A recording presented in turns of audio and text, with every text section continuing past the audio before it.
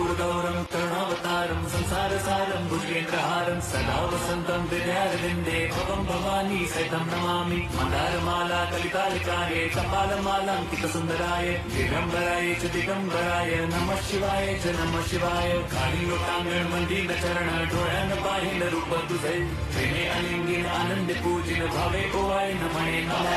त्वमेव माता पिता त्वमेव बन्धुश्च सखा त्वमेव विद्या द्रविणं त्वमेव सर्वं मम देवदेव। कायेन वाचा मनसेन्द्रियैर्वा बुद्ध्यात्मना वा प्रकृति स्वभावात् करोमि यद्यत् सकलं परस्मै नारायणायेति समर्पयामि। अच्युतं केशवं राम नारायणं कृष्णदामोदरं वासुदेवं हरिं श्री